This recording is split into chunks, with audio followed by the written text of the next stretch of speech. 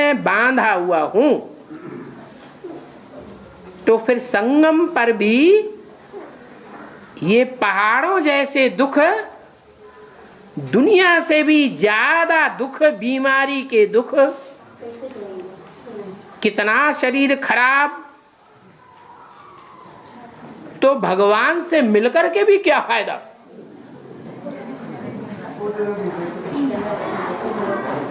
अब ये भोग तो हमें ही भोगने हैं, भगवान मिले या भाड़ में जाए। हा? ये बात सही है कि नहीं? भगवान मिला तो फायदा क्या हुआ? ये सोचने वाली बुद्धि, इस तरह सोचने वाली आत्मा देह अभिमानी सांडा है या अपने को आत्मा समझ के बोलती है? अपन को आत्मा समझ के बोलने वाली आत्मा ये नहीं कहेगी कि इसी जन्म में हमें भगवान सब कुछ प्राप्ति करा दे। भगवान आत्मा की प्राप्ति कराने के लिए आया है या देह की प्राप्ति एक जन्म की कराने के लिए आया है? लेकिन समझने का अंतर पड़ जाता है। जो अपन को आत्मा समझ करके ज्ञान ले रहे हैं, उनकी बुद्धि में ये बात बैठती है कि भगवान भविष्य की जन्मों की आत्मा की प्राप्ति के लिए आया, क्योंकि आत्मा का कनेक्शन 84 जन्मों से है जो भविष्य में मुझे मिलने वाले हैं। ये जन्म जो वर्तमान जन्म है शरीर का, इसमें भगवान से प्राप्ति नहीं होती है। सिर्फ हम पुरुषार्थ कर सकते हैं इस शरीर से, लेकिन जो भी प्राप्तियां इस जन्म में हमको होनी है वो पूर्व जन्म का प्रतिफल है, या तो जो हमने इस जन्म में ज्ञान में आने से पहले और ज्ञान में आने के बाद जो पाप कर्म किए हैं, पुण्य कर्म किए हैं, उसका प्रतिफल है।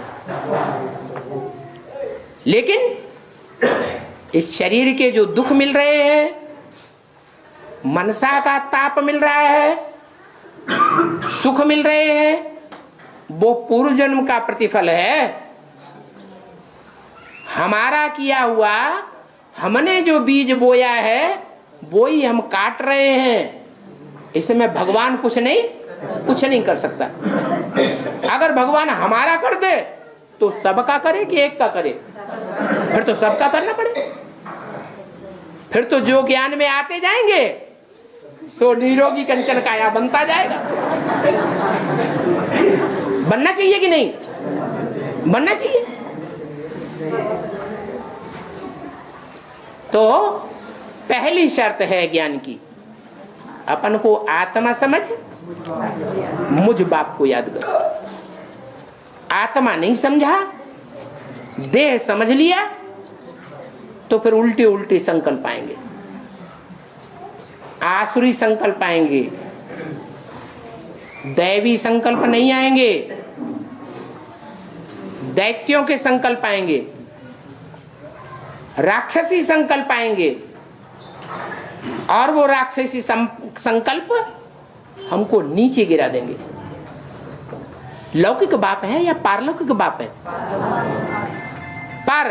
पारलोक माने आगे आने वाले जो जन्म है, इसे विषय सागर से पार जब हम उतर जाएंगे, उस पारलोक के जन्मों की प्राप्ति कराने आया है, या इस लोक के जन्म की प्राप्ति कराने वाला बाप है?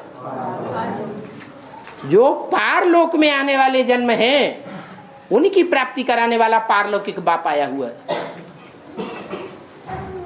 ये अज्ञानता है जो बात बुद्धि में बैठ जाती है कि भगवान आया फिर भी हम इतने दुखी हैं।